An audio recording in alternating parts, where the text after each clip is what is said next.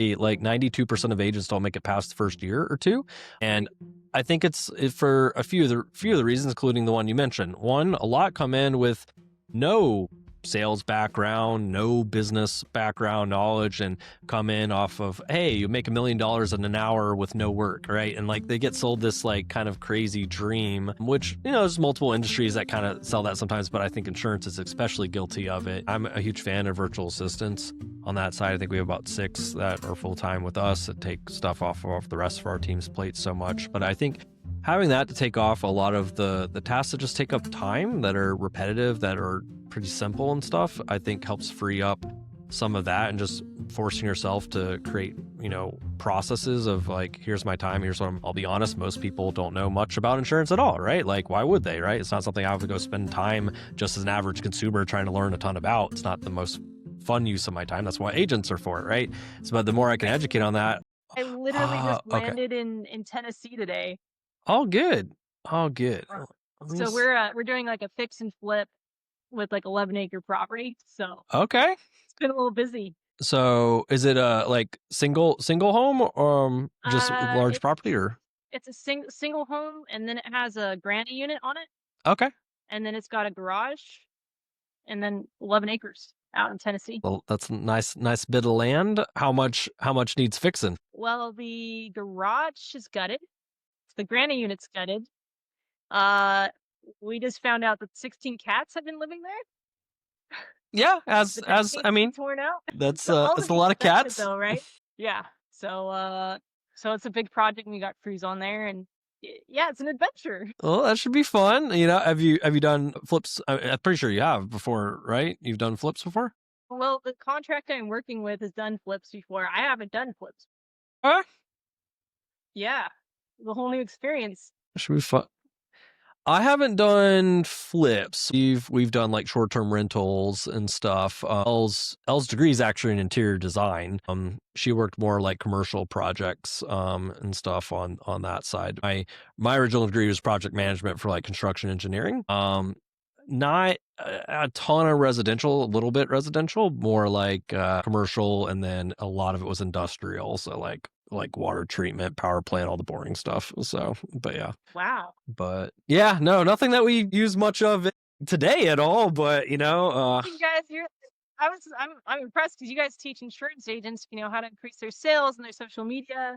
Is there more I should know on the end as well? I mean, that's the core. I mean, it's been a kind of journey that no one's like, oh man, I can't wait to be in the insurance industry when I grow up. So, I think you probably know a little bit that, Elle and I started dating in high school at 16, got married at 21 in college. I went to Georgia Tech, and she went to SCAD in Atlanta. And then the company I was working with, they sent us to South Africa for 2 years. So we started running a company with U.S. clients while we were working over there. As we moved back, paced out from that business as we had clients and were running our own business at that time. That was like 2015. And then we did that for like insurance, real estate, small businesses, startups, tech companies a long time, and kind of did digital nomad. And we'd spend about half the year work from Thailand, Vietnam, and the Philippines, and rent our place out in Florida and come back and stuff. And eventually we had a third partner of ours that, kind of got us into the insurance industry, since he had a background there and was doing marketing for like 200 agencies. And we're like, insurance, that's not e-com. That's not sexy. That's, it's like, nah, it's a great industry. It's like, okay, sure. And so 8 years ago, we found ourselves focusing into the insurance industry and just kind of super niche down to that area. And that's kind of how we ended up in this space, especially teaching them around social media, marketing, and strategic referral partner relationships, kind of the opposite of the buy crappy leads, call them all day kind of model that's big in the space. No cold calling involved. Not for what we teach. So that's kind of our stance. We're kind of the opposite of the smile and dial, or I call it the frown and drown. So the frown and drown. Explain to me what that sounds like. Say what? Like, so frown and drown. So what does that feel like when someone's going through that? It's terrible. I mean, yeah, they at the end of the day, like they spend all day trying to get in touch with someone. They get cussed out by the people that are answering, and they just like feel like it's spinning wheels like on a hamster wheel, never really like getting the results they want. And then, they get paid, advanced when they sell stuff. But then if the customer like cancels or doesn't finish on that side, then they get charged back, is what they call it, basically a clawback or churn. And it just goes out the back ends. It just kind of feels really defeating for them. It's like 92% agents don't make it past the first couple years. So it's rough. Now that is interesting what you said about the insurance because they can basically charge back after purchasing. Yeah, so it's pretty typical in the insurance industry. You get advance on the first 9 months worth of what the client's going to pay the first year. So you basically get loaned this 9 months worth because if you're getting paid monthly, it's only small amounts and people like need to live and pay bills. So they get advanced, but that's the thing. If you have clients like cancel, a few months in, or even later on that, or they die within the first year in some places like, yeah, they died within the first year, you get charged back, and yeah, it's not fun. Wow, wow. So you were in commercial, you were doing the business, you discovered insurance, and then what was that process like to switch from what you were doing to the insurance game? Did you guys start doing insurance yourselves and then start teaching it, or kind of like reverse the process?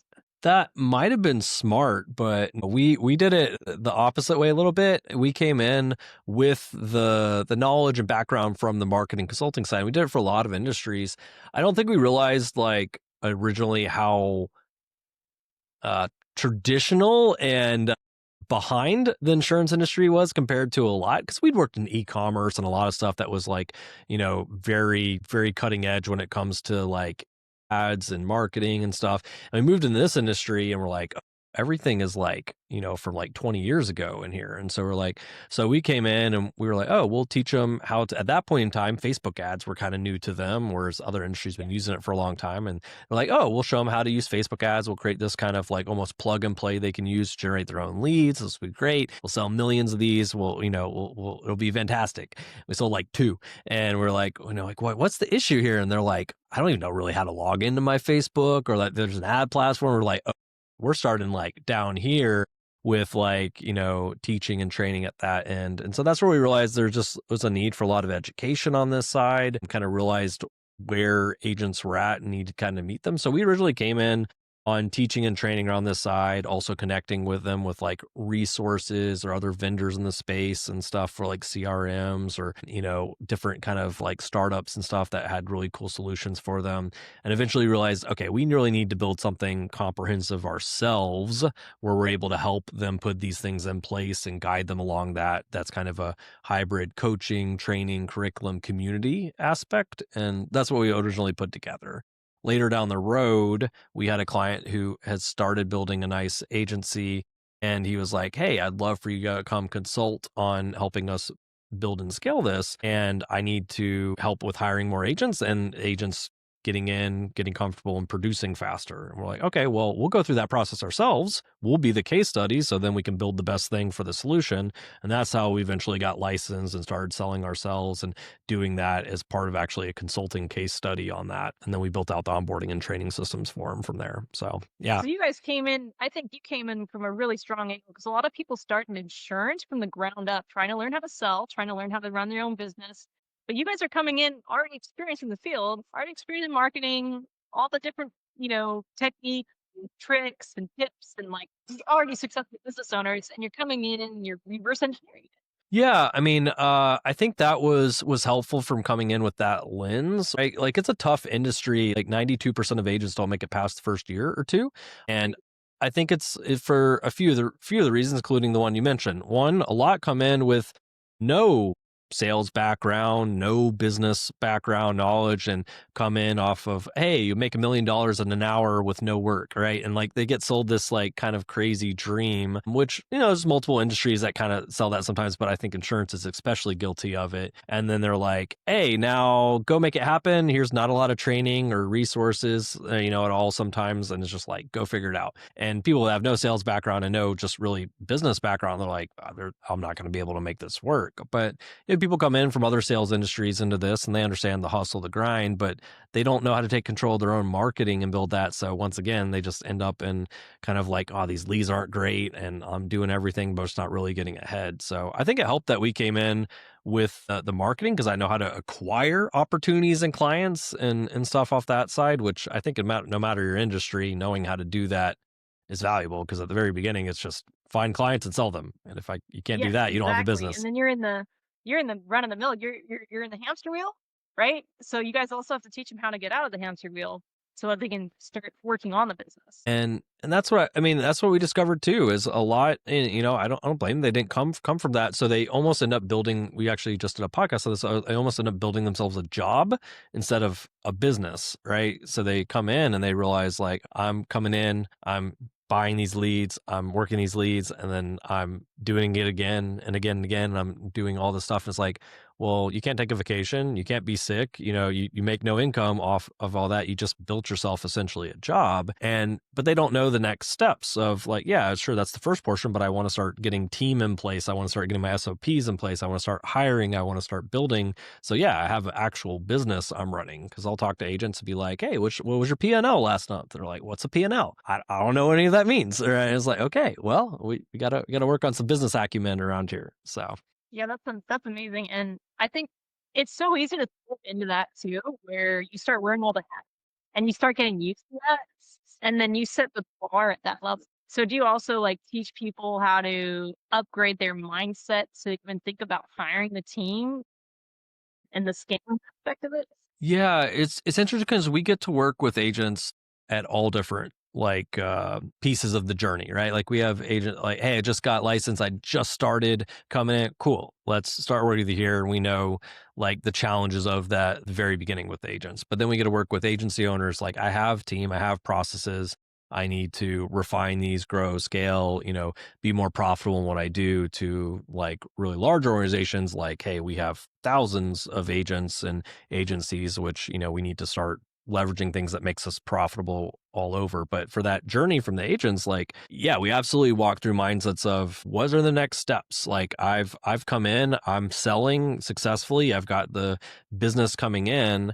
What's my next step here? Oh, I need to free up more of my time. I only got so much time a day. So, okay, we need to look at bringing in a virtual assistant or an admin. How do I train AI to handle certain portions along with my assistants? Like we train a lot on like how to leverage AI plus a virtual assistant and take a lot of stuff off their plates. And we're like, cool, now I'm still tapped out. It's like, okay, now you need to actually hire a team to do production as far as additional insurance agents underneath you. And it's like, okay, what do hiring process look like? How do I hire the right person? How do I actually make sure they show up and do this? Now I got that. Okay, now what do I do? Now I need to hire managers and ops and all these things and develop that out. Because at the end of the day, like a lot of these agencies are huge sellable assets. I mean, some of these things are getting like a 10, 12x on their exits or whatever, actually like Medicare side. And so if you can build it, it'll pay really nice. We just had a buddy in the industry. He had kind of expanded his father's original agency he had built, but he added in systems, technology, lead gen, a conference he'd run, a giant Facebook for his audience. And one of the big conglomerates in the industry purchased 51% of his company for 70 million. And so, it's not too bad still own almost all the company and get purchased for 70 million. So Definitely a success story. yeah, I mean, it's a good entry. Honestly, like I like it because, it's not snow cones, it's not widgets, it's making a really big impact and people need it. And so I was like, if I'm gonna work hard and do things, it makes even easier to know I'm like actually impacting people's lives and legacies and finances and things that are most important. And so yeah, when you take a look at it, it's a really regulated industry. And if you're ahead of the curve on the technology and marketing well and these things, yeah, you can do really well in this industry. So I love that. And so, a question I had is clearly you have to have a way to make decisions when it comes to AI and technology. And at what point that you start adding VAs in, and at what point you start having people handling the insurance claims. What are the main principles that you use when it comes to making decisions when it comes to scaling? So as far as what we're teaching, advising them on that, like it comes down a lot to like the data. I'm always I'm always a believer in data-driven decisions, not emotions like, "Oh, I'm busy." Well, what does that mean, right? Like, let's do a time audit. Let's break that down. Let's look at your next couple days or weeks. Okay, you're not actually busy, or you're spending time on stuff that really doesn't matter. So, I look at the data and what makes sense, right? Like, and honestly, they realize they're probably the least profitable, but doing the most work at the very beginning of trying to sell these leads and do this all themselves and wear all their hats. And so, it can only make so much, and then you don't have time to actually nurture the clients in the back end and get referrals and all the super profitable stuff because you're constantly working the front of these leads and things. And so that's where it just really takes a step back. We can look at the numbers with them and what makes sense for where I can add this in. I'm like, okay, I mean, I always look at the time value, right? Like, okay, if you sold a policy and it takes you an hour to sell a policy on average, what's your average commission for a policy? Yep. And they'll be like, oh, it's 1,000, 1,500, something like that. Okay, so 1,000, 1,500 an hour is what your time is really kind of worth. And how much is answering those emails that don't have much of an impact at all worth? Not a lot, right? So maybe we spend less time on this. Maybe we have a VA or AI to help, filter those emails and stuff. And just people realizing the value, because I think a lot of people don't stack any value on their time. And they're like, oh, it's free. I didn't pay for it. I was like, you paid for it. You spent 10,000 hours on it. Well, that's also something interesting you bring up where profit margins aren't necessarily tracked by how many hours you work. Unless you account for the value of your time and you put those into the amount of like time and margins. But people aren't doing that. They're like, man, I'm infinitely profitable. And it's like, you spent, 100 hours at networking events this week or ever. Like, those weren't free leads. You spent like, 10,000 plus dollars of time on it. So it's probably your most expensive leads, actually. Well, you think about like cost to acquisition, and people don't actually put in the amount of like touch points, how many communications, where the lead came from. If it's an event, you paid for tickets, it's your Mhm. time. You're going to these events, you're walking around, you're taking time away from your business to go to these events. So that's like cost per acquisition goes really high, and might not even see it. Absolutely. And honestly, like, you have a background in mergers and acquisitions. That is that right? I Yeah, know. absolutely. Like helping people figure out mm, like how to track things so that you actually can show a profitable business to investors, And right? Where people selling and exiting. absolutely. And I would say for people that come from that background and have that knowledge and know that whether it's, they come from completely outside of insurance, I think that's actually probably one of the biggest areas of opportunity in this industry over the next 5, 10 years is people who know how to do M&A really well. I mean, I think it's opportunity of a lot of industries. You got the silver tsunami going on right now, right? You have all these boomers that are 70s, 80s finally getting ready to give up the reins. Kids don't want it. I've got to sell it. No one wants it, right? And so it's the same thing in insurance. You have all these agency owners in an industry where you can run stuff 70s, 80s if you want to, which they are. And they're like, I finally got to get rid of this, right? And for people that know how to come in, grab this, which they can get for 1x, 1.5x, 2x, the max, right? And they're like, okay, this book of business has never been put in a CRM and it's sort of any sort of technology and touch points. It's never been cross sold additional things that these customers need. It's never really been worked for referrals. Like, I could easily earn back what I've invested to buy this acquisition in a few months, and now it's pure profit and stacked on at some of these things a 10x, multiple, right? So people who know it, like, capital's not super hard to come by today, right now, right? Everybody's got capital wanting to deploy it. So if I can put that in place, you could stack a huge, huge business here just by really knowing that space well. So Yeah, and I like what you said about technology because a lot of people think, well, client buys and then that's the lifetime of the client, but that's not actually true. If you're actually leveraging your relationships and actually building relationships and you have AI tools and systems to re-invite people back into your network and your pools, you get more and more of a return on the people you're working with already. yeah, and I mean, I would say that's actually the highest value, right? Because I just had this conversation with someone who'd been really involved in the lead space in this industry. And we talked about how agents do the most work for the least return because they end up having this, like, 20 to 30% chargeback rate on the back end because they just don't have time for it or even focus on it all. They're like constantly buying new leads to get new business because they're never getting referrals out of their existing clients. That would be the easiest people to get additional referrals from. They're not building referral partner relationships that just hand them business each month. And so they're not focused on a lot of the easiest customer to buy from you is one who's already bought from you, right? And it's diving into those relationships off of that. And they see it though. I mean, I don't think they realize it, but they look at the large agencies and the successful ones in this industry and they're like, man, what are they doing? And you look at that and they're like, they're not buying leads and running 500 calls a day or whatever. They've built a business book relationships to where all their business now just comes from referrals and out of their own book. Like they don't have to go try to track stuff down. And so I kind of point to almost cognitive dissonance to the new agents of like, you want this, but you do the opposite all day long. Like maybe lean to the thing that you want and maybe change up what you're doing, right? And that's where we like to come in with the social and referral partner relationships. Like it's all relationship based. I do this and I have someone that's, hey, I deal with your audience. I can send you 30 of those a month from my business as referrals, right? Cool, fantastic. Agents would kill to have that. They'd buy 1,000 leads to try to get their 30 deals, right? And yeah, I think this is a mindset shift. Yeah, because a lot of people think I have to go find a new sale. I have to go find a new client.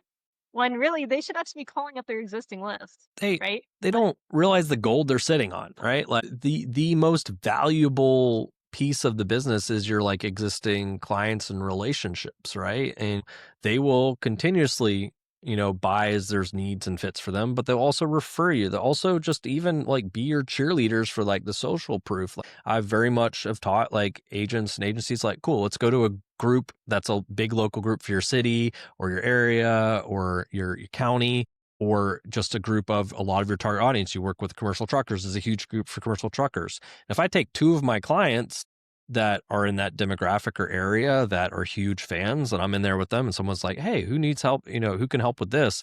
And both of them like, oh, David's the best. David's the best. No one else has got the people being like, oh yeah. So everybody comes with two people saying that you're great, right? And then you take over entire Facebook group communities. And we have clients that like, they'll do hundreds of thousands a month from a single Facebook group they didn't even build because they became the go-to person in that group. So it's powerful, right? well, and I think also like, you know, client that's really had a great result with you and a relationship with you, they're gonna shout it from the rooftops. And if you can even have them on a podcast or have Mhm. them introduce you to, the Facebook group, and then they introduce you and then they invite you to things, then you start to get integrated in that community. You start be seen as authority. It's kind of like people see social media posting as like a non-return because they do it for 3 days, once a month. Consistency is valuable in pretty much anything you're doing, right? If I'm learning a new skill like sales, right? Like taking consistent reps and learning it and staying consistent at social media. Like you said, I can't do a few days of posts and be like, social didn't work for me. It's the consistency. Now you can do things faster and better with the right like knowledge and help, sure, but consistency is key in whatever I'm doing. And leaning into what you're saying there is like having people shut off the rooftops. Like I think insurance is one where they also tend not to build that social proof, right? Maybe they're worried that their customers won't say yes, but like having the testimonials, having customers like, here's my story and here's how this helped or made a difference or allowed me to pass this down or saved me on all these medical bills I would have had if I didn't have the right coverage and things like they should be collecting this and testimonials and the write-ups, having them come on and a customer share like that story and stuff. And that's so powerful. And you're right. Like it means a lot when people can hear that and see that because otherwise you're just a commodity versus any other agent out there. Yeah, because like, if I was to post today that I need insurance, I'd probably have 100 people commenting. And if I was to go through those comments and I was going to click on one comment and I click on their profile and there's no case studies, there's no testimonials. Well, I'm going to go with the one with the person that seems the most legit. And I think agents know, well, really, salespeople, even outside the insurance industry, right? Like the most valuable thing you can do is put yourself in your prospects in the shoes and understand how they think, what they want, their pain points, how I can solve that. That empathy portion is so key. And the better I can do that, the more I can speak their language, solve their pain points, connect with them, know where to find them in the first place, right? And that's really valuable when I can do that, but they think that that's going to be different than how they would do it. right? So like almost like, oh, I expect them to fill out. They said they want insurance. They're just going to come and buy this from me, and it's going to be great. And I'm going to be the only person they look at or talk to. But it's like, is that how you buy things? No, you research. You look at reviews. You look at testimonials. You look at social proof. You go through. Even on Amazon, if I'm buying like something, my curling cream for my hair, I'm looking at multiple things, right? I'm definitely when I come to buying like insurance on my family, I'm probably looking at that, right? And they're like, oh, maybe I should collect some reviews or social or stand out from these other agents because I would do the same thing if I was shopping for something. And I think that's always key is like, if I could put myself in whatever the industry is, whatever I'm selling's shoes, then I'm going to be more successful in being able to help those people. Yeah, 100%. And yeah, we live in a buyer's market now, which means everyone's doing their market research and they're getting an information overload. So one thing that I've started to do with people that I work with is that I tell them, "Well, what are the number one what are the top 20 things that your client should know when they're looking at buying your product, Hmm. even if it's not yours?" And starting to teach people the envelope method where you come in as an advisor rather than a product seller. Because as an advisor, you're not attached to a specific product, which makes you actually more trustworthy on the marketplace. I think that's super valuable because I mean that trust, rapport, and credibility or authority, is a huge part of how people make those decisions. And I think like in my perspective, social is one of the best places I can get in front of people and consistently and build this trust and build this authority. If I'm educating about insurance and things that solves and stories and things around this that helps it make more sense to, I'll be honest, most people don't know much about insurance at all, right? Like, why would they, right? It's not something I would go spend time just as an average consumer trying to learn a ton about. It's not the most fun use of my time. That's why agents are for it, right?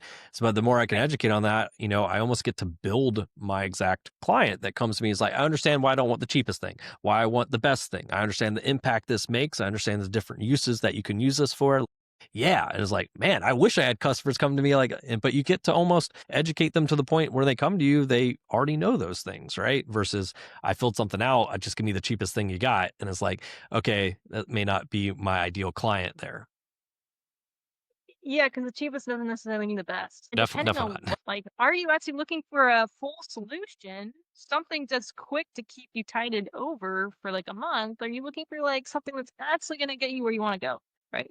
Absolutely. And at the end of the day, people want what's best, but if I don't understand what's best, then I will go with what's cheaper or more affordable, right? And so, and that's where the education portion comes in. And once again, no matter what the industry is, I think the better I can educate to the point where that consumer feels comfortable, knows a basic knowledge of what that is, and has that trust. Okay, cool.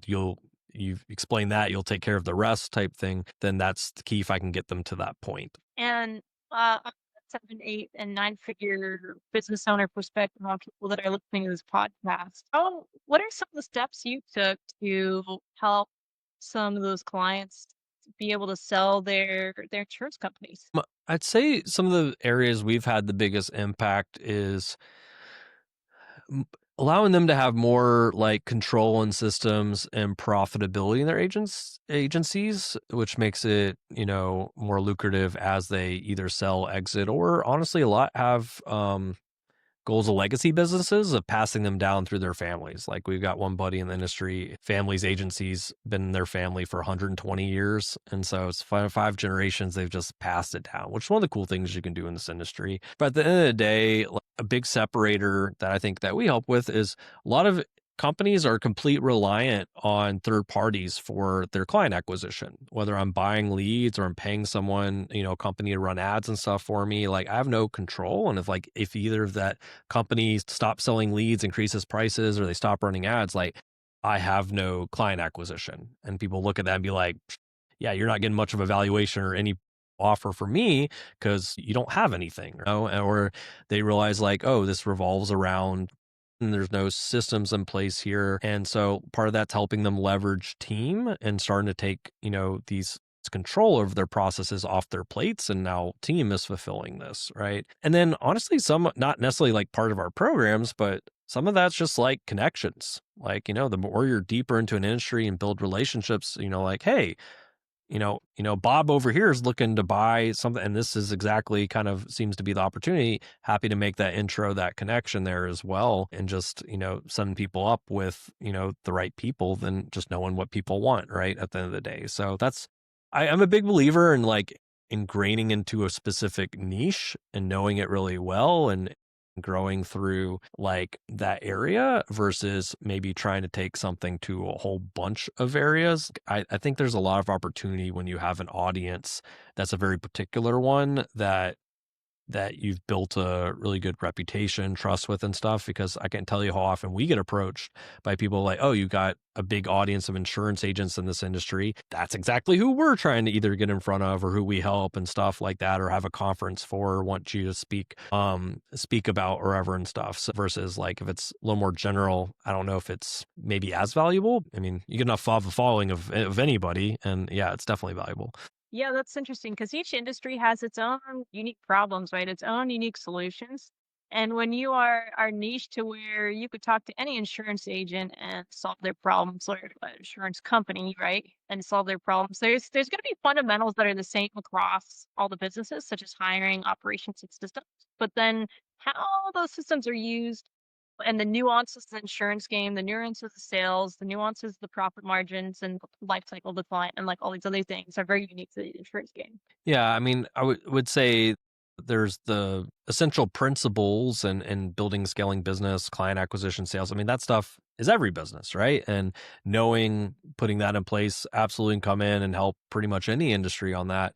But like you said, every industry's got its specific jargon, its specific like how it works and operates. I mean, insurance basically in some capacity is almost like one giant MLM when it comes to how it's structured and how payments, commissions, all these things work. I mean, essentially is what's driving side behind the scenes. It may not exactly be Mary Kay, but as far as how it's structured, yeah, it is pretty interesting on that side.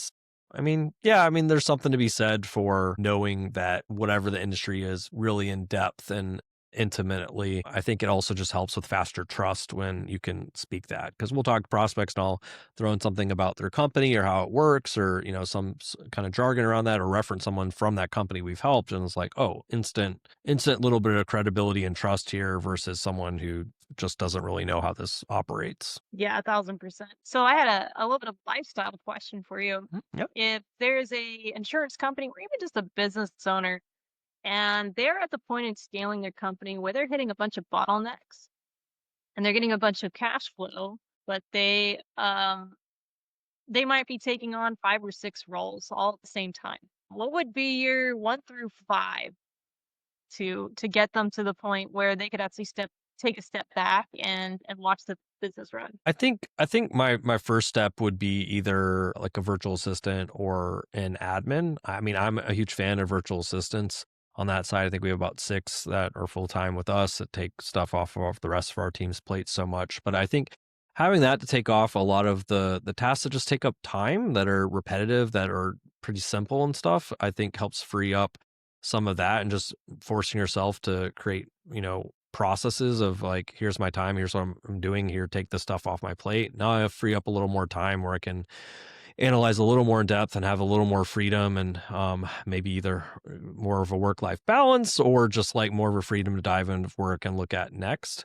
I think if they're still doing, for whatever reason, their own books and not, accounting and anything like that, of course, that's one of the very first things that absolutely make sure is off the plate, so I can get accurate numbers, make sure stuff's correct, get good, trends, because it's really hard to optimize your business if you don't even know what those numbers look like. So I would say, making sure that's off the plate so I can actually look at where do I need to optimize? Is it, the new client acquisitions? Is it, retention of clients? Is it just my ops and my systems? Like, where am I spending too much? Where can it be more profitable? And I think that then drives like, okay, where can I now free up my next amount of time, which usually, if the person's operating in still a sales capacity themselves, is how do I move out of either the sales or their marketing capacity myself if I'm in either of those, right? So if it's I don't have enough stuff to work, well, then yeah, my time and attention needs to go more into the marketing and making sure I'm driving that. So it's either, yeah, let me bring someone on who's going to be able to help handle that, or I hire a third party that can generate that. Ultimately, though, I want to bring it in house so I have control over it. And then now my time is just selling and bringing income there. And then it's like, hey, let me bring in a producer, and the insurance side would be a producer, but sales, so they can come and take sales, and now I can take this off my plate. And in insurance, the next path would be then recruiting additional agents, and then like a manager, for sales team manager for those agents slash trainer. And then yeah, I've got stuff operating. I can go take a vacation. I can have that stuff in place. So I would say like admin, VA, making sure stuff's off your hands as far as the books and the numbers and accounting, so I can get more insights from that. And then probably marketing, making sure that either if it's something I'm an expert in, cool, I'm putting more of my time there. If I'm not, then I'm hiring or putting something in place in the meantime so I can focus on sales, and then someone to manage the sales slash recruiting would probably be the 5. I love that. That was an amazing breakdown because you got to get out of the busy work and the 25 cents work, right? Where is your minus ROI in what you're doing, right? And then breaking that down into get rid of all the busy work, and then really where are your numbers? Because if you don't see where the numbers are and you can't measure things, you can't tell what you need to focus on, and then you're just in a reactive state. Which is not fun because you feel like you feel more stressed. You feel like you're crazy. You feel like you don't know have enough time, but in reality, not your time just isn't getting spent on the best or right things. And it's not a fun place. And honestly, I'll say a lot of insurance agents, that's where they're at. Is it's especially when you have no one directing you, because it's not like a job where you have someone telling you where to be, what to do. It's like I'm building a business, but I don't know how to build a business, and it feels like I'm doing all these things, but I'm not seeing the bank account go up at the same time. It can be stressful. I mean, it is stressful. I mean, building a business in period is in some capacity stressful. Our goal is to make it a reasonable amount. Yeah, I mean, no one's like, hey, entrepreneurship's easier and less stressful than being a W-2. I don't think anybody's probably going to say that. I think you just have to be crazy enough to be like, I want to have the freedom to go wherever I want, do whatever I want with whoever I want, right? That's how we got And into willing it. I mean, I was guilty of the probably a cliche at this point of when we were working over in South Africa, the company that had me over there, my buddy was like, "Hey, you should check out this book, The 4-Hour Work Week." And I was like, "What is this thing?" or ever. And I read Tim Ferriss's 4-Hour Work Week, and I was like, "Wait, I can do that." Like we absolutely could run that. We got skill sets around that, and like travel and live in different places, and ultimately like kind of accomplish my goals. That was the reason I was working for that company, is they had international work, and I wanted to go work internationally and love travel in the first place. It was like, oh wait, I can do even more of that if I'm the one running the company on that side. And so that's kind of where all that was born. Is we ran for a long time just a lifestyle business. It was us. We had a team of like contractors as 1099s, and we kind of handpick clients, and we just travel. We're like, hey, if we do 10K in rev a month or whatever and stuff, that's good. Let's us operate. And we were working from beaches in Thailand and Philippines, and just kind of traveling around. And I mean, it was great. It was fun, but eventually got a little boring. And then we're like, okay, we yeah, probably, because I locations, it's like, okay, I'm in the same laptop situation. yeah, it's like wherever I go, work follows, right? And so, and it was fun, it was enjoyable, but essentially, like sometimes you feel like I could be doing more, I could be doing more, I could be having a bigger of an impact, or like my friends, they're still working, so I'm like, hey, you want to go hang out at like 2 p.m. and they're like, I'm at work, man. What are you doing? It's like, maybe I should be working till they're off work, right? And so, but yeah, I mean, we enjoyed it for a few years, and then that's when we kind of were like, okay, we're going to focus, we're going to build and scale. That's when insurance very much became the particular niche in industry we went down. And yeah, I mean, it's fulfilling. I mean, I get the added bonus. I get to work with my best friend every day, which is also my spouse. So that's fun too. Yeah, that's amazing. I was gonna say and compliment you guys on. I call you guys a power couple. Like I was just talking with someone today about you guys. I'm like, yeah, they're like a power couple. Like they're doing the business and the reels together, and that type of energy is super magnetic. We love. I tell her, she's the beauty and the brains. I guess I'm the energy or something, right? But no, we we've loved it. I mean, I think maybe is also because we've been together since we were 16. And so we kind of grew up together in the first place. Yeah, we started dating. We went to the same high school for math science program. We were both outside of district, but so we both came there for that program. And we started dating the second year of high school and ended up dating into college and got married right before senior year of college. And so I think we just celebrated 14 years married and 19 years together at that point. So I'd say we're probably together at this point. But yeah, I mean, but we both, both didn't like have a lot of experience in entrepreneurship or anything like that when we got started. So, I mean, we learned the way we try to help others not learn, which is trial and error and like just figuring it out as you go, which, is its own unique fun until you need income. And then it's like, okay, yeah, maybe getting there faster and scaling larger is valuable there. Yeah. Yeah, that's like what were the biggest mistakes you guys made? I'm just curious now. It's like I love to hear your story. I mean, I think that one of the biggest ones is something a lot of new entrepreneurs make is like undervaluing the value of what they're doing and solving, underpricing, however. I mean, I remember we would do like a combination, like a landing page and a animated explainer video and logo for like new startups and stuff at the beginning. We were just charging like $500 for all of it or something like that. And it was like, oh, people paid that, right? It's like, okay, it was actually worth a lot more than that, but undervaluing and not charging enough, I think initially, which we learned over time, just got to charge enough to let you hire people, do the next things. Otherwise, you just kind of once again end up in a rat race. I think that was one of the biggest ones. I think the second one was thinking too small initially too, of like focusing on just finding the next customer instead of building relationships that would continuously reward you, as far as like people who make introductions, referral partners, things like this, where you can almost tap into their authority or their relationships or their communities, which would have been a lot faster than trying to go build those yourself. Was big. And I think ultimately the biggest mistake we made that we learned later down the road was not just like investing in coaching and training and people who've done it before that could just help you skip all the pain points and get there faster. I remember that specific situation where we learned that was we were stuck at a revenue for, I don't know, like a year, like we've been trying to break out of, and we're like, just, man, what do we do? We can't figure out. We're really stuck. And we ended up investing in like a coaching and training program exactly around, oh, do you have a large Facebook group, which we had built at that point, but not earning the revenue that you should be? And we're like, nope, we're not.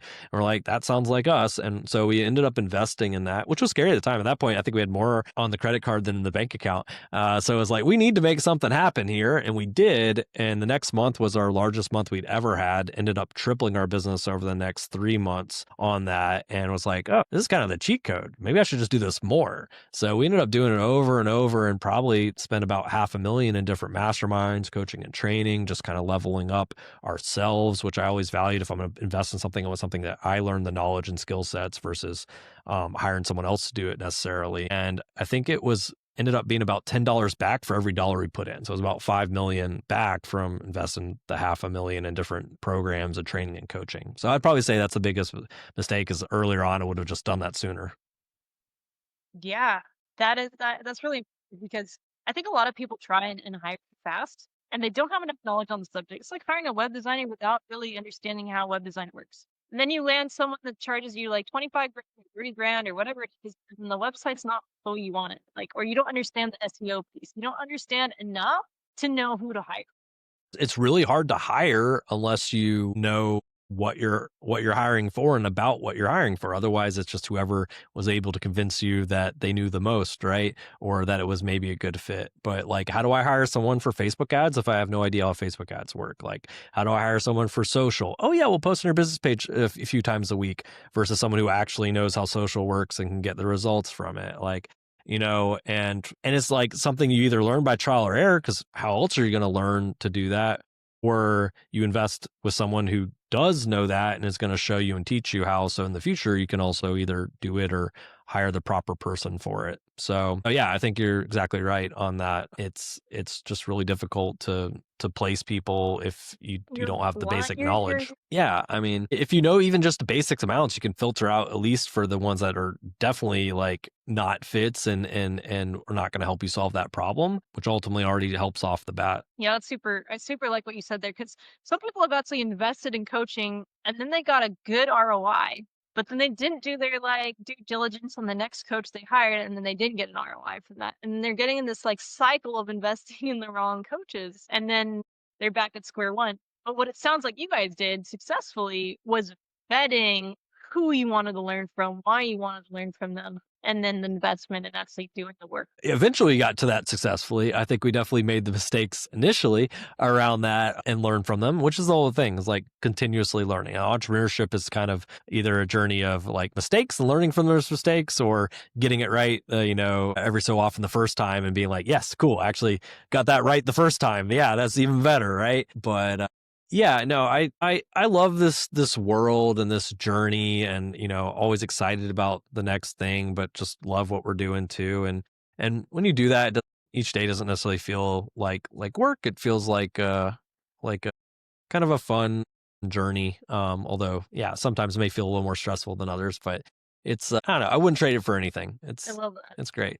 Yeah, well, if you're really focused on helping people and there's passion in it and you love what you do, it kind of starts to feed itself, right? And the momentum's there, the energy's there. So even if it's a really hard day, you can still wake up the next morning and want to do it again.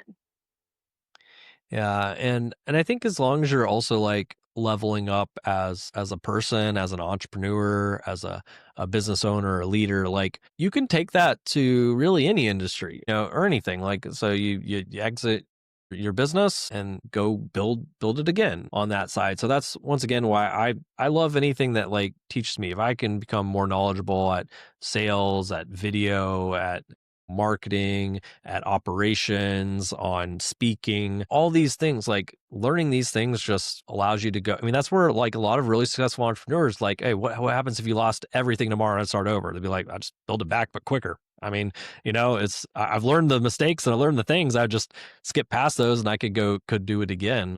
Um, and that's where you see a lot of entrepreneurs like stack on their success because they've learned those things, which is exciting. Yeah, I love that level of competency because when you really have done it correctly, like you can repeat yourself. You can repeat it in other industries and you can capitalize on the level of competency and success and skill sets you had to master to run your own business. Honestly, it pushes you to the brink of spiritual evolution. Like you Mm. have to spiritually evolve at a Hmm. certain point. Absolutely. I mean, I love the stages of competence. Right? I remember the first time someone explained, it, I was like, "What is that?" But now over time, it's made a lot more sense, and kind of also realizing where people are at and where you're at yourself on that. With what was it?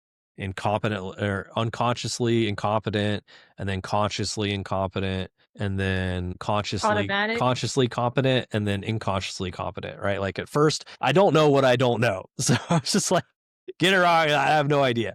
And Throw then the spaghetti against the wall and then something yeah, sticks. and maybe I like I'm like and then I know that I don't know things, right? I'm consciously that I just not good at this. I don't know this, and that's kind of the stage where like, cool, I'm gonna hire someone or someone to teach or help me with this because I know I don't know these things, right? And then I move into where I'm competent. I've gained the skill sets. I know what I'm doing, but I have to think about it. Is something I have to focus on. Is something that like I'm still improving upon, but I'm consciously competent to unconsciously competent is I'm doing it without even having to think about it. It's just second nature to me. Like you see some of these people with sales, to them like, yeah, this is easy. Like it's just my like unconsciously I execute this, right? And that's like the level of like when you're at that, you're at the top of the game, right? Like pro athletes, like they don't have to think about their shot. It just happens. It's just their nature at that point. I think that's where the goal is for every level of skill set that you can just do it like breathing, right?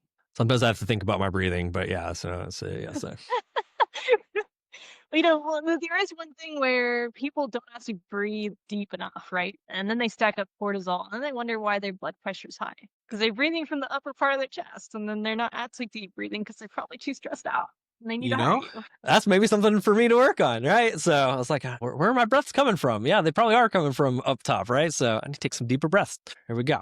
Which There actually you go.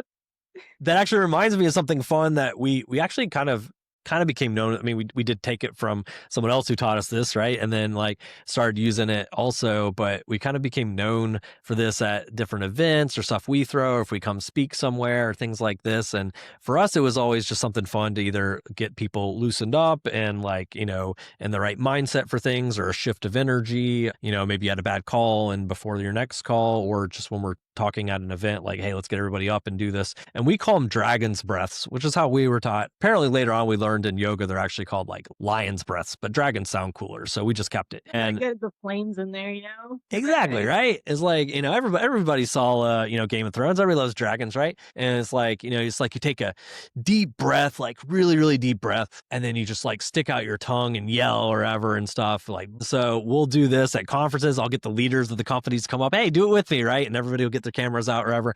But it's something we'll do like 3 times in a row with them, and people are like, "Ah, I love the dragon breaths. I do that with my team now. Those are great. Those are amazing." But yeah, it just kind of reminded me of that, and something like that I love doing with people is I find it's pretty impactful, but it's definitely memorable when you have a whole like group of 100 plus people do them. Okay, because you're like, you guys are all in sync, you guys are all doing this crazy thing, maybe it's the first time you've ever done it, and then you're like, your body's releasing so much chemicals from doing this kind of primal release stuff. And a lot of what we do relies around getting people out of their comfort zones, right? I mean, any growth is usually uncomfortable in the things that are causing you to grow uncomfortable. So if I can get people to get uncomfortable, but have either fun with it or kind of loosen up with it, cool. That makes it easier for them going through being uncomfortable in other areas or more open to it from there. So, I'll pay attention to someone's not doing it in the crowd, like, hey, listen, we got to do it again because Blink didn't stick out their tongue, right? And so I'm like, oh, I got to stick out my tongue now, right? But I mean, it's key, right? Because with us, social, we kind of a whole bunch, that I've never touched it. I'm not a social media person.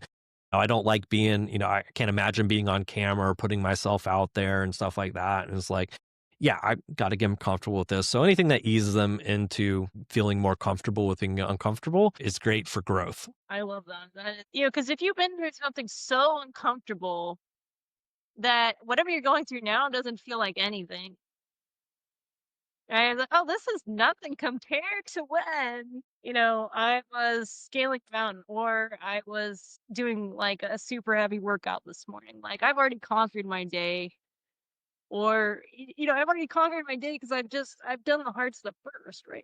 Yeah, and just do the hard things, right? Like, you gotta choose your heart. Like, people like, oh, like, not that I'm a fan of cold calling necessarily, but like I've got a cold call that's so uncomfortable. I don't want to do it. I don't want to call those people and stuff there. And it's like, okay, is that more comfortable, or is not knowing how you're gonna get the money to pay your bills and for your rent and for your car this month? Okay, that's more uncomfortable, right? So I'm gonna push through the comfort of calling and calling those people and then making those sales, right? So it's like you're gonna be uncomfortable one way or the other. So you gotta choose, right? And that keeps people from, I think, becoming complacent, because we all like comfort, but growth doesn't happen when you're comfortable. It happens when you're uncomfortable. Yeah, well, moss doesn't grow on rocks that move, right? I don't know where moss grows, but I like that. I'm going to use that for sure. You stay in one place for too long, you start growing, It makes sense. Or where I grew up in Atlanta, you start growing the ivy. That stuff grows everywhere. so then you get start covered in ivy and moss, and then you're like, is that If you're not moving forward, you're moving backwards, right? And I think that's even more true today, especially with some of the tech and AI and stuff that just seems like moving at such a breakneck, rapid pace right now. Kind of like almost the impact, the internet kind of had over time and just kind of rapidly started moving is kind of right now also. And so if I'm not trying to stay ahead or at least, on par, like it's just so easy to fall behind right now. And so, but I enjoy learning. And I think that's probably a good thing for entrepreneurs too, is just enjoy learning, enjoy growth, because it's going to be a day to day something that you've got to do. yeah, it's kinda like breathing, right? You gotta stay on top of things, and if you don't use it, you lose it, like, that's in business, that's in sales, that's in learning, that's in your brain, like, you want to be growing. Like you said, you're either inclining and improving or declining, right? And I Absolutely. think in this society, there's a lot of enabling that happens with the comfortable lifestyle and staying where you're at, right? So changing your circle of friends and getting around the right people and not going with what everyone else is doing. Like, I'm a firm believer, like, entrepreneurs should be hanging around other entrepreneurs, and at least a good, portion of those being people that have done more than you or accomplished what you've Yeah, wanna people that aren't accomplish. like yeah, people that aren't like in the same problem that you're having.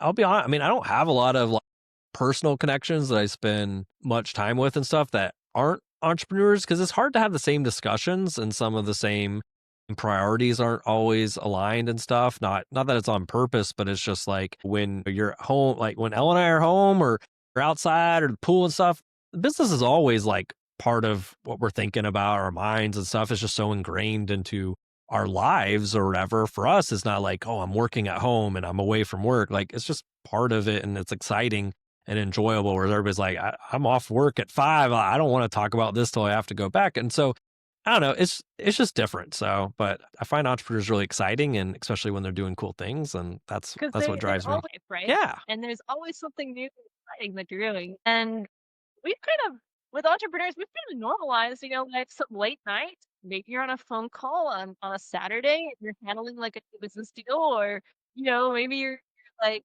your hobbies and your habits and your patterns. yeah. Well, no, I mean, entrepreneurs, we definitely, complain about certain things or can commiserate on stuff or kind of, some challenges or maybe economy shifts, things like this. But ultimately, like, we're problem solvers. So it's always, even if it's for just a short period of time, we're always moving into, okay, how do I solve this? What do I do? What do I change? We don't wallow in things. So I love that it's like a growth mindset and you generally like kind of positive, like, look that I can have an impact and change things in my life or my business. And that's who I want to be around is like those who have that internal locus of control of like, I can have an impact and control over my outcomes and growth versus life happens to me, woe is me, like complain about things. Like, I don't like being around negative people. It's just, Because they're not problem solving, no. they're creating problems. Yeah, exactly. It's just, it doesn't feel good. Like, this isn't helping me. And like, if you want someone just to like wallow with you, I'm not that person. So I'm gonna be like, how do we fix this? How do we move on? It's like, no, I just wanted to complain to someone. Okay, go somewhere else. That's not what I want. You can go to your therapist. Say, Exactly, right? I'm not getting paid therapist money to listen to you complain. So yeah, Yeah, pick 5 grand and maybe you'll maybe. But I think that's what's really cool about entrepreneurs. It's like we can spot each other, right? You're Mhm. like walking down the street and you see how someone is walking, you're like, you have to look. Yeah, I mean, it's and that's why like I love that there are so many communities that have been created for it. That is beyond just like here's my business card, here's yours, and let just kind of some of the networking things. But there's like really really deep communities. I mean, I only know of a fraction of what's out there. I know there's so much more too, and everybody like that's why I love when people share different communities and resources, and entrepreneurs generally are pretty open about that.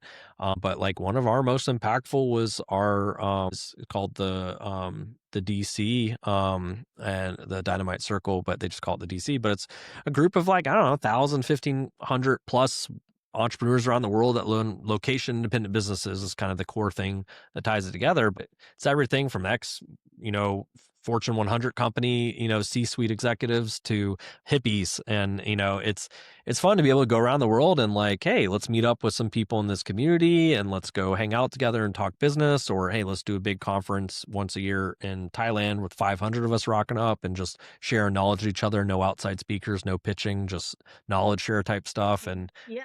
And I love that, right? And so, it's not just business, it's life. Favorite quotes is like, you don't just do work with clients, you do business with people that you do life together. Like that's who you want to be around anyways. Absolutely. So, well, David, it was absolutely amazing having you on this podcast. What are Thank some you. of the best ways people can reach out to you to connect and learn about what you do and yeah, get in touch? Yeah, I mean, the easiest thing is David Denning on Facebook. You'll find me on there. I answer, all my DMs and Messenger and stuff like that. If you got a question for me, reach out. I will respond. I'll say hi, see how it can help in any way. Involved in insurance industry at all? We run a Facebook group called Marketing for Insurance Agents. Definitely hop in there, check that out as well. But yeah, that's probably the easiest. Just shoot me a message on Facebook. I'm always happy to connect with anybody and chat and get a lot of enjoyment out of it. I love that. Oh, that's awesome. It's building relationships, right? Learning Yeah. about people and connect them with the right. Absolutely. I think business is relationships at the end of the day. And I think it's relationships are almost a cheat code. Like, you kind of like it really is true. It's who you know, not necessarily as much what you know. And so and when you realize take that in capacity, it's like who can I build relationships with, connect with, who would I want to be around? And yeah, that has a huge impact on your business and personally. I love that. Yeah, because you might know what, but if you don't have the who, that what just sits around. Yeah, and the best at the what, the best solutions or the most knowledgeable aren't necessarily who wins at the end of the day or who gets the business, and so like relationships are so key. I mean, I often, I mean, I kind of sell and stuff with a lot of personality, so I often hear like, I like you, or you know what, I trust you, or ever, and stuff like that. And so it sometimes is just the connection and it is just the relationship, right? That drives a lot. People buy from people they know, like, and trust, right? And that's why that's so key. We are humans on this planet. We're supposed to live in community and help each other out, and I love bringing more of that energy back into business. Absolutely. So, wow. Well, thank you so much, David. I will see you guys on the next one. Bye for now.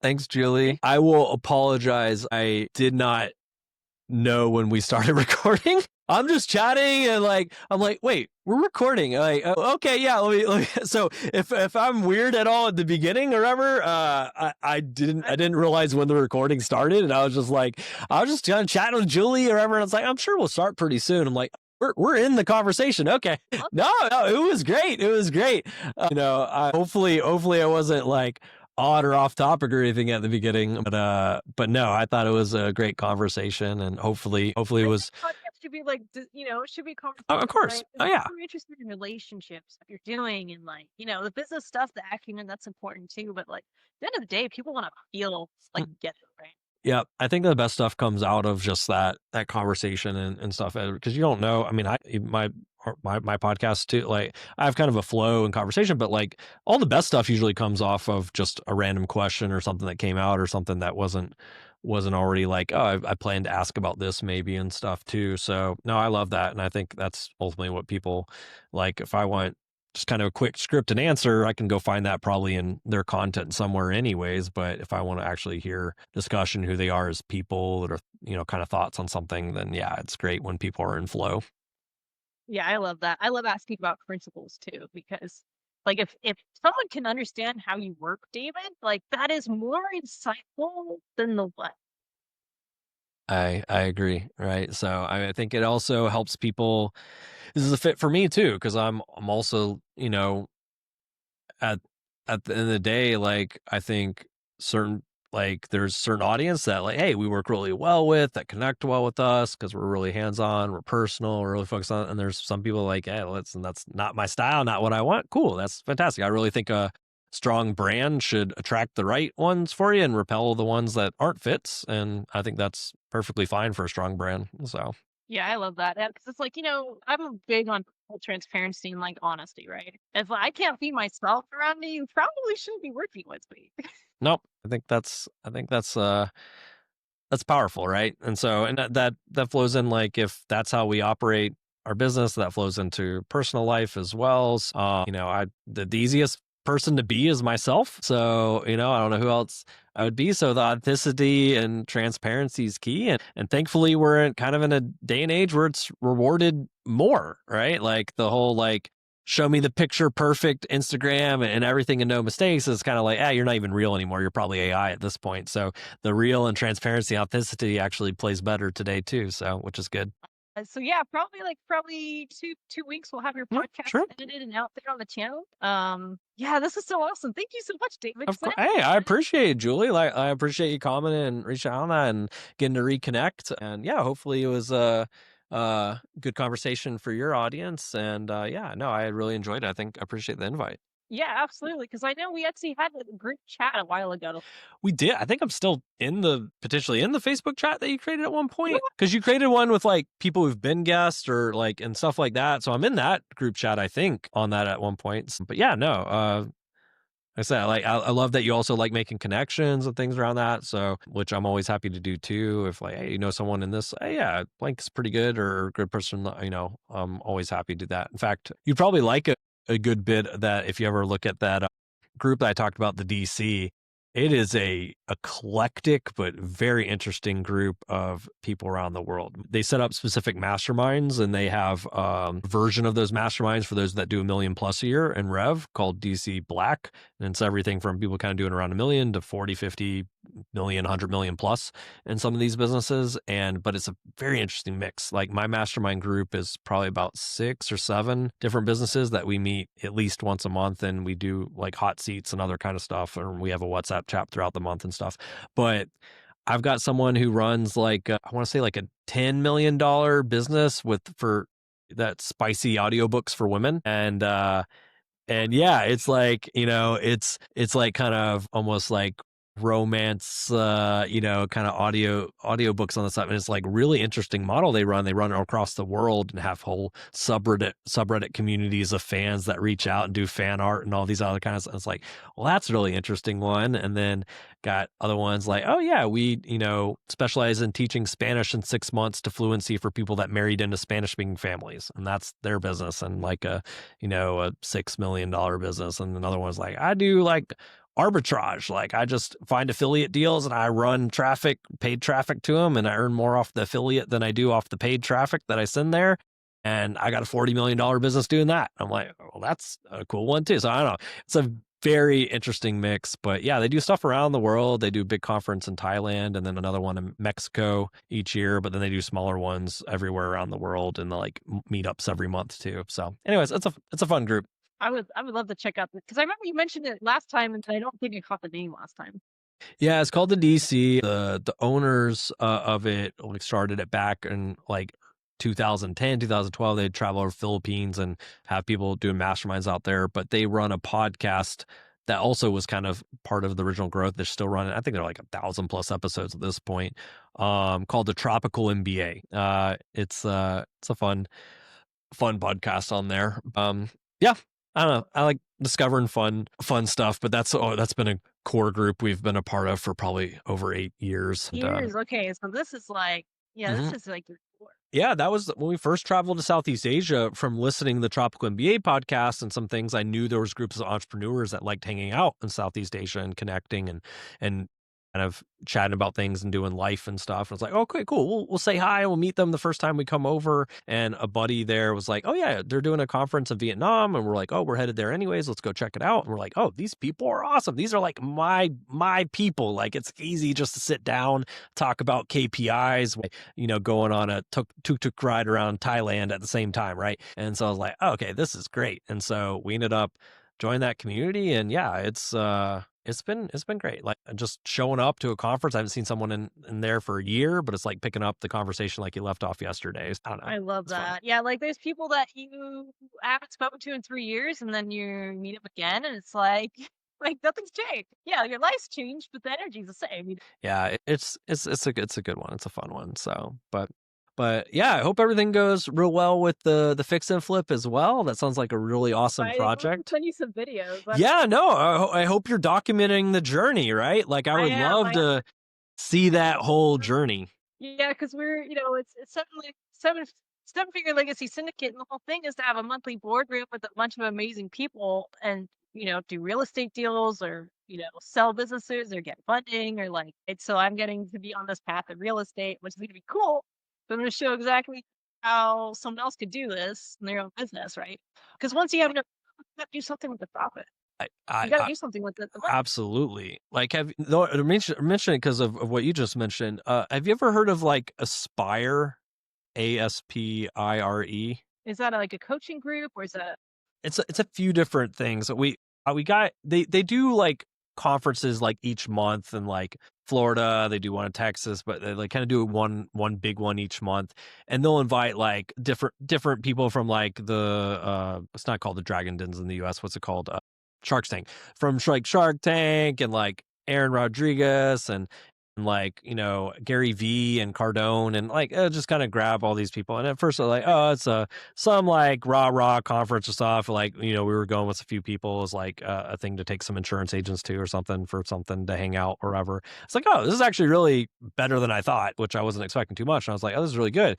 And then the person's like, oh yeah, we actually have a 3-day tax event around, like how wealthy and stuff played with different rules and some of these things that just a lot of people don't know about the tax strategies. I was like, okay, well, we'll go to the event. Yeah, sure, it's in Fort Lauderdale. Worst case, if it sucks, we just go to the beach or whatever. And, because I was like, who am I going to a tax event for? And we get there. It's probably one of the most valuable events I've ever been to. Like, it was like so interesting. The people run it, Andrew and Eddie Wilson, which I don't know if you know Eddie Wilson from the real estate side. He's called like the king of exits. He like exited like 90 companies in a year or something like that. It was crazy. He's exiting like 5 or 6 companies a month on that. But a lot of real estate side, he's probably worth about $500 million and does a lot. And so he'll essentially get class A properties for the hit market, but they essentially Yeah. have a community where they'll be like, hey, I've got, a few GP slots, but I need some LPs. If you guys want to get together and LLC and then be LPs on this project, or if you want to individually be an LP for the 50K or whatever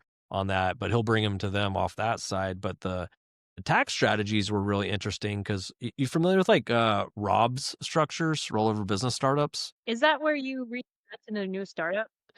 That's where you take like a solo 401k. So like if I'm like the sole like person on salary or like salary, or me and a spouse, or I can do the solo 401k, and then I can take the Roth portion of that and I have to have a custodian set it up, but I can set up a Yeah. new C corp, and then I can purchase the C corp from my Roth side. So that I own the C corp from my Roth, and then I can run my businesses out of that C corp, and all the profits will roll up. I'll pay the C corp tax, but then everything else from that then rolls into my Roth, all tax free. And then out of that Roth, I can run real estate deals. I can run all kinds of stuff as long as I don't self deal, but I can run real estate investments, everything out of there, and it all comes back tax free also into that. So That's something really smart because what I've it's heard people nuts. doing is they'll set up a third party trust where you have a managing partner and then you have it set up kind of semi globally so that you can have real estate in it.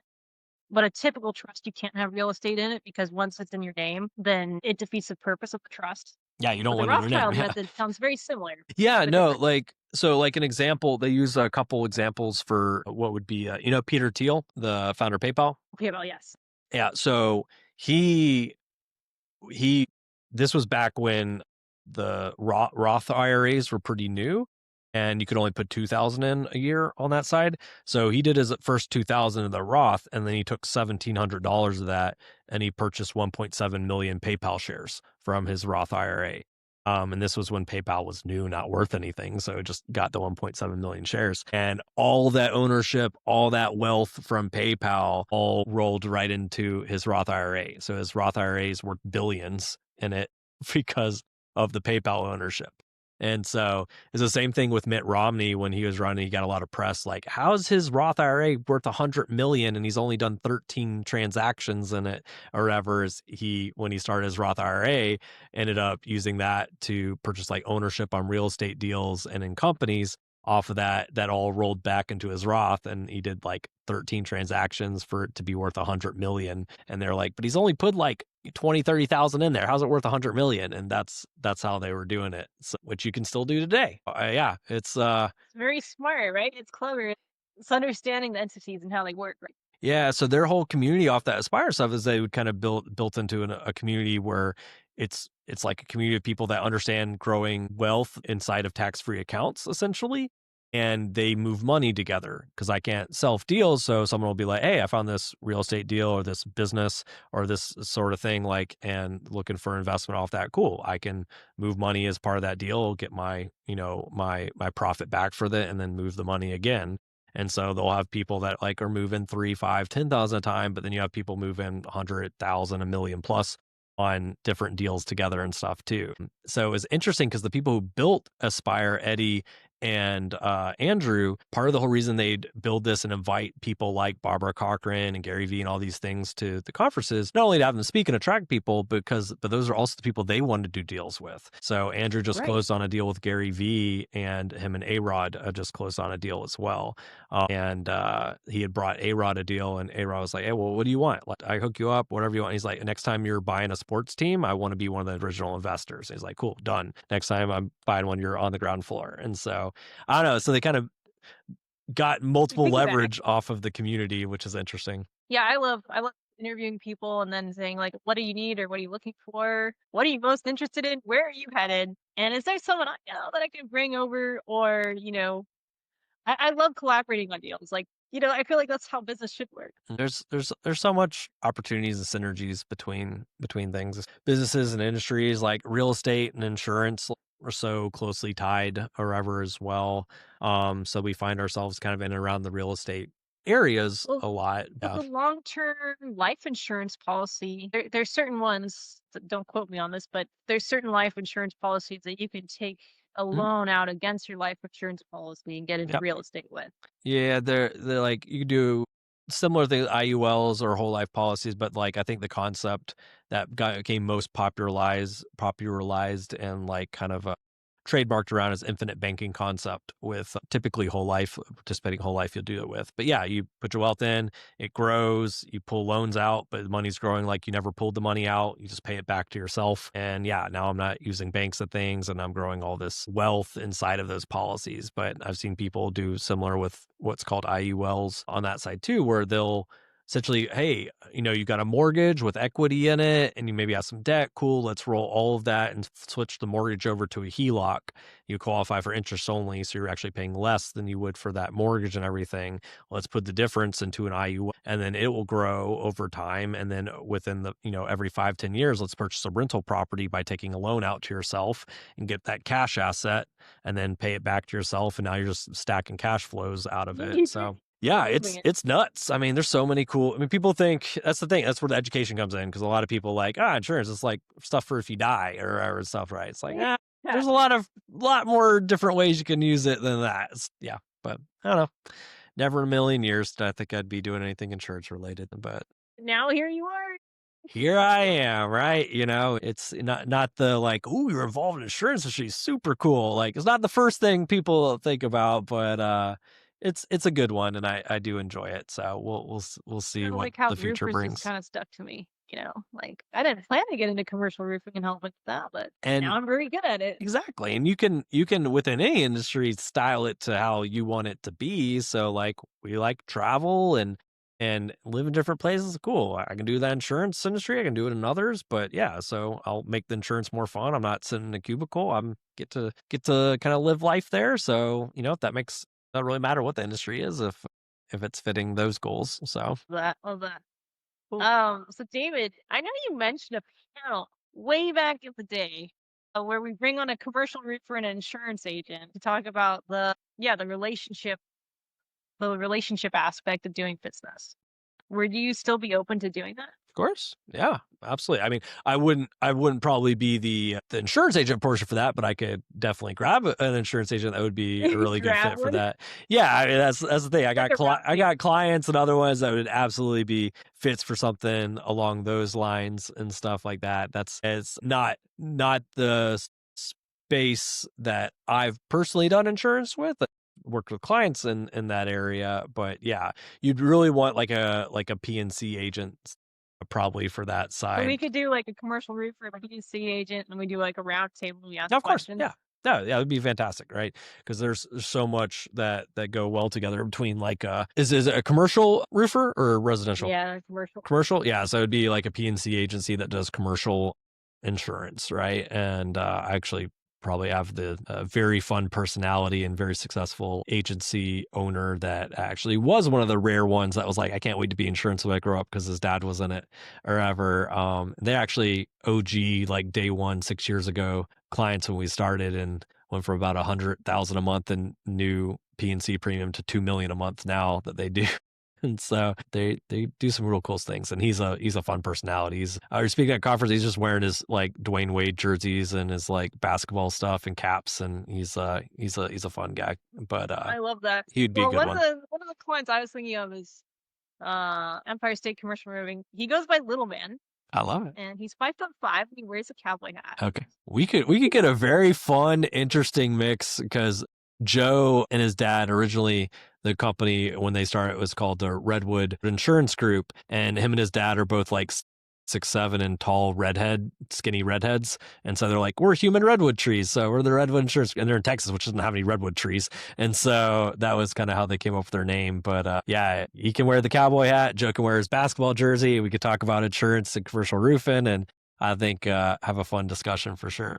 I would love that. Let's see if you can pull your people and maybe do September. We do something like October 30th or something. Yeah, we could. So can you shoot me a reminder in a Facebook message there? And what I'll do is I'll probably create a group Facebook message with you, me, and Joe Campert, who's I'm thinking of. And then you can invite and add Little Man, and then we can just coordinate a date that works and make it happen. Okay, that sounds awesome. Cool. That'd be great, David. Yeah, no, absolutely. Like I said, any of those type of discussions are super fun, and I think they're even more entertaining. Like it goes like single talking head, not that entertaining. Two people on a podcast or panel discuss more entertaining. Now you get multiple people on it that also have fun personalities and stuff too. Now you get gold out of that, plus a lot of fun clips and stuff too. So I think that'd be good. And then you got two people that love to crack jokes. I mean, hey, we'll have a fun time. We'll have a great time. All right. Well, I will. Let's see. So I'll put a reminder in the chat. Yeah, if you just put it in Facebook chat, then I'll set up a group chat and get you, and you can add Little Man. All right, I'm looking forward to this. It's gonna be fun. All right. Well, I'll let you go, David. Thank you so much. It's great to see you again. Absolutely, great seeing you too. I look forward to it. Thanks so much again, Julie. I appreciate it. Of course. Talk to you then. Bye for now.